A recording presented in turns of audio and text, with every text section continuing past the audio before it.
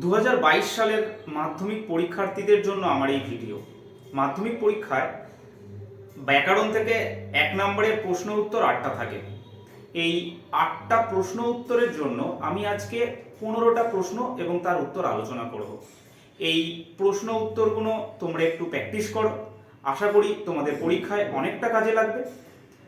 সম্পূর্ণ ভিডিওতে যাওয়ার আগে আমার চ্যানেলে নতুন হলে চ্যানেলটিকে সাবস্ক্রাইব করো, আর কমেন্ট বক্সে অবশ্যই লিখে জানাও যে ভিডিওটা তোমাদের কেমন লাগলো।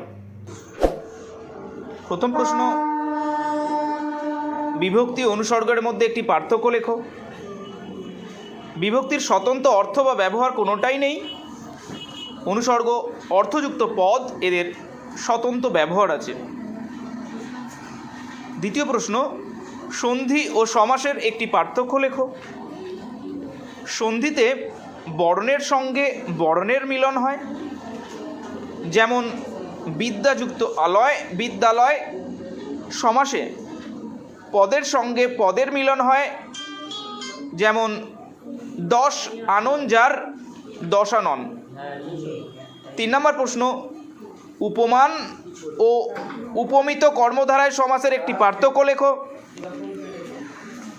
উপমান কর্মধারায় সমাসের পূর্বপদে উপমান এবং পরপদে থাকে গুণ প্রকাশক সাধারণ ধর্ম, যেমন কাজল কালো, কাজলের ন্যায় কালো। উপমিত কর্মধারায় সমাসের পূর্বপদ সাধারণত উপমেয় এবং পরপদ উপমান হয়, যেমন নয়ন কমলের ন্যায় নয়ন কমল। 4 নম্বর প্রশ্ন, নির্দেশক বলতে কি বোঝো? বাংলা ভাষার বচন কারক নির্ণয় করতে এবং কোনো পদের সঙ্গে সংখ্যা পরিমাণাদি নির্দেশ করতে বা পদটি সম্পর্কে নিশ্চিত করে জানতে যে প্রত্যয় ব্যবহার করা হয় তাদের নির্দেশক বলে, যেমন টি, টা, খানি, খানা, গুলি, গুলা ইত্যাদি। কারক ও অকারক পদের পার্থক্য কি? বাক্যের সমাপিকা ক্রিয়ার সঙ্গে কারক সম্পর্কিত পদগুলির সম্পর্ক থাকে, কিন্তু অকারক পদগুলির বাক্যের সমাপিকা ক্রিয়ার সঙ্গে সম্পর্ক থাকে না। বিভক্তি ও নির্দেশকের মধ্যে 2টি পার্থক্য লেখো। বিভক্তি হলো বর্ণ বা বর্ণগুচ্ছ, অন্যদিকে নির্দেশক প্রত্যয়। 2, বিভক্তি পদ গঠনে কারক নির্ণয়ে সাহায্য করে।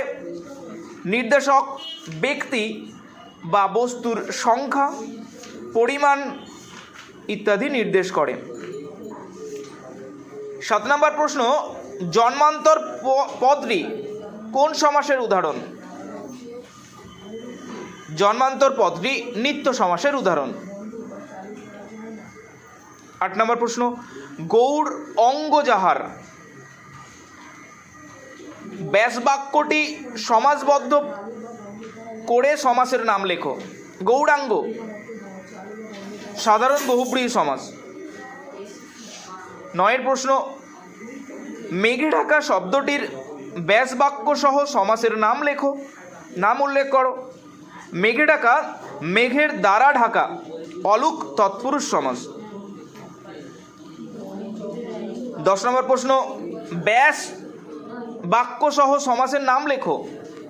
অনুগমন। অনুগমন অর্থাৎ গমনের পশ্চাৎ, পশ্চাৎ অর্থে অব্যয়ীভাব সমাস। 11 দাগের প্রশ্ন, অলোপ সমাস কাকে বলে?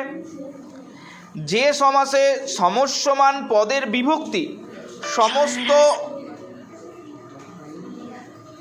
পদে লুপ্ত হয় না তাকে অলোপ বা অলুক সমাস বলে, যেমন চোখের জলে, চোখের জলে ইত্যাদি। 12 নম্বর প্রশ্ন, নিত্য সমাস কাকে বলে? যে সমাসের প্রথাগত ব্যাসবাক্য হয় না, ব্যাসবাক্য হলেও সমাসমান পদগুলির একটির পরিবর্তে সমাসবদ্ধ পদে তার সমার্থক পদ ব্যবহৃত হয় তাকে নিত্য সমাস বলে। যেমন কেবল হাঁটা অর্থাৎ হাঁটাহাঁটি। নিত্য সমাসটা আরেকবার বলি, যে সমাসের প্রথাগত ব্যাসবাক্য হয় না, ব্যাসবাক্য হলেও সমাস সমান পদগুলির একটির পরিবর্তে সমাসবদ্ধ পদে তার সমার্থক পদ ব্যবহৃত হয় তাকে নিত্য সমাস বলে। যেমন কেবল হাঁটা সমান হাঁটাহাঁটি। শূন্য বিভক্তি কাকে বলে? যে শব্দ বিভক্তির চিহ্ন শব্দে যুক্ত হয়েও নিজে অপ্রকাশিত থেকে শব্দকে পদে পরিণত করে তাকে শূন্য বিভক্তি বলে। যেমন আমি ভাত খাই, এই উদাহরণে ভাত এর সঙ্গে শূন্য বিভক্তি যুক্ত হয়ে শব্দটিকে পদে পরিণত করেছে। ব্যাসবাক্য সহ একটি দ্বন্দ্ব সমাসের উদাহরণ দাও। উদাহরণ হড় গৌরী, হড় ও গৌরী দ্বন্দ্ব সমাস। উদাহরণ হড় ও গৌরী দ্বন্দ্ব সমাস। 15 প্রশ্ন, দুটি সমার্থক পদ দিয়ে তৈরি দ্বন্দ্ব সমাসের উদাহরণ দাও। দিন ও দরিদ্র, ছাই ও ভস্য।